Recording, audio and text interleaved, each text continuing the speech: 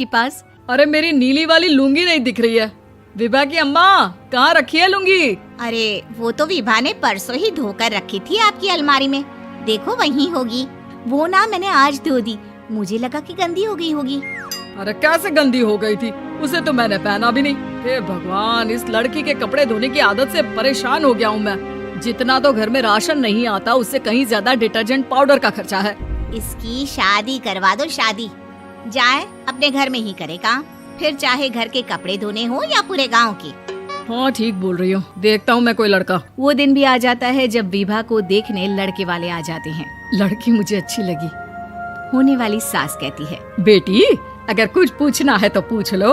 वैसे तो हमारी लड़की बहुत ही शर्मीली है, जो बोल दो वो मान लेती है, इसे क्या पूछना होगा। अरे कैसी बात कर रही हो माँ, मुझे इन लोगों के घर रहना है, सवाल तो कई है।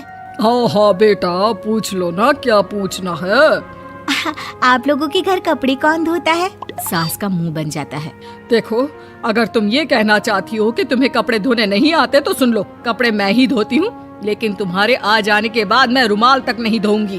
अरे चुप रहना भाग्यवान, बहू बेचारी घर आई नहीं, उसे डराना शुरू कर दिया।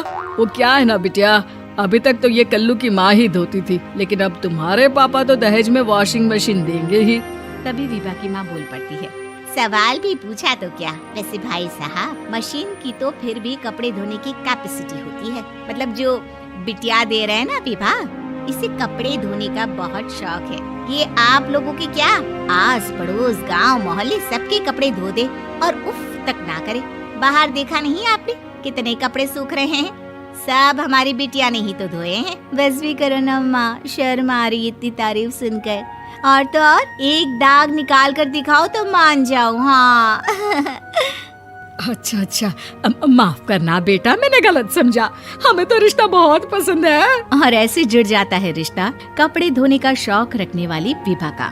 उसकी शादी हो जाती है कोयला फैक्ट्री में काम करने वाले कल्लू के साथ। शादी के बाद अचानक विभा चिल्लाती हुई सास के पास आती है, सासू माँ, अरे सासू माँ कहाँ है आप? ये तो धोखा है, धोखा दिया आप लोगों ने मुझे। इसे ससुर के चक्कर के बारे में पता चल गया। अरे तो उसमें तुझे क्यों धोखा मिला है? अरे नल में पानी नहीं आता, कपड़े कैसे कब धुलेंगे? अच्छा अच्छा, तू पानी नहीं आ रहा उसकी बात कर रही है? तो आपने क्या सोचा? कुछ नहीं। अच्छा, तेरी माँ ने कहा था कि कपड़े धोने का शौक है, तुझे याद आया मुझे। शौक शौक बोलकर कपड़े धोने वाले मेरे जुनून को कम ना आके सासू माँ, कपड़ा धोना मेरा गुरूर है। तभी पति भी वहाँ आ जाता है। अभी अभी मैंने इसे सनी देओल की फिल्म दिखाई है, उसी के डायलॉग मार रही है माँ। अच्छा सुन, साफ साफ बता रही हूँ, पानी सुबह 4 से 6 और शाम को 10 से 12 आता है, समझी? विभा टाइमिंग सुनकर हैरान हो जाती है। ये क्या भूतों का मोहल्ला है? सुबह 4 बजे उठकर कौन कपड़े धोता है? 4 बजे टंकी में पानी जाता है, फिर सारा दिन धोना ना, किसने मना किया? अरे कैसी बात कर रही हैं? 200 लीटर की टंकी में कितने कपड़े धो लूंगी मैं, सुबह ही उठ जाऊंगी मैं। अब क्या था, विभा सुबह 4 से लेकर रात के 12 बजे तक कपड़े ही धोती रहती।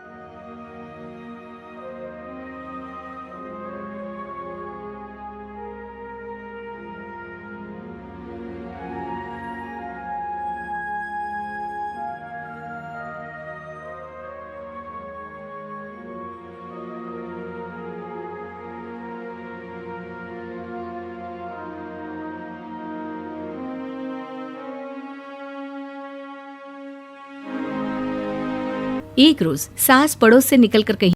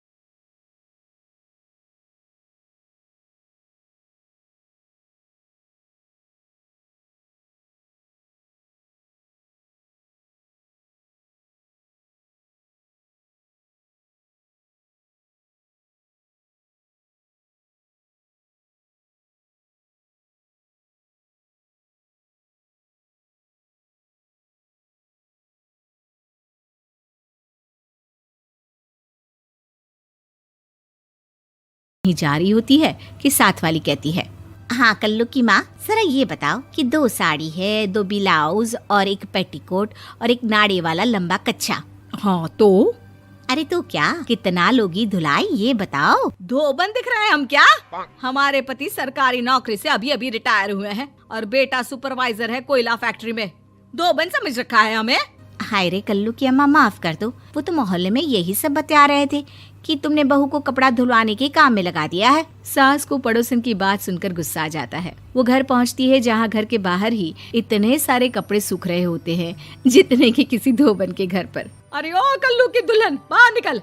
माँ जी यहीं आ जाओ, बाथरूम में चादर धो रहे हैं हम। अरे अभी हम धोते हैं, तुमको बाहर निकलो। ये आस पड़ोस वाले बोल रहे हैं कि हम बहू से कपड़े धुलवा कर उसे कपड़ा धोने वाली बना दिए हैं। अरे छोड़ो ना माँ जी, किन लोगों की बातों में आती हो। आस पास के लोगों का तो काम ही होता है कि वो किसी तरह सास बहू को लड़ा दे। बहू सारे घर के कपड़े धोती है, ये क्या कम है? बोलिए। सास को भी लग जाता है कि वो बहू का ये सनकीपन नहीं छुड़वा सकती, इससे अच्छा है कि खुद ही चुप हो जाए। एक रोज सास और बहू मंदिर जाते हैं, जहाँ सास की साड़ी वहाँ खड़ी भीख मांगने वाली से मिलती है। माँ जी क्या बात है, आपकी साड़ी उस भिखारन से कितनी मिल रही है ना? हाँ देखो तो दोनों की साड़ी मिल रही है। क्या बात है कल्लू की अम्मा, तुम खुद को तो अफसर की बीवी बताती हो और ऐसी सिंपल सी प्लेन साड़ी पहनकर घूमती हो। सिंपल और प्लेन नहीं है ये साड़ी। तो क्या सोने के धागे से फूल बने हैं? कुछ भी सासू माँ, कुछ भी। हाँ बने थे इस साड़ी में सोने के धागे से फूल। मेरे पति लेकर आए थे मद्रास से स्पेशली मेरे लिए 10,000 की। ताहे भाई साहब इस भिखारन के लिए भी सेम टू सेम साड़ी लेकर आए होंगे 10,000 की। सास उस वक्त तो कुछ नहीं कहती, लेकिन बहू के साथ घर आती है और अलमारी से एल्बम निकाल कर लाती है। ये साड़ी देख रही है, ये वही साड़ी है जिसे मैंने अभी पहना था। इस साड़ी में ये जो चमकदार फूल दिख रहे हैं ना, ये सोने के धागों से काटे गए हैं।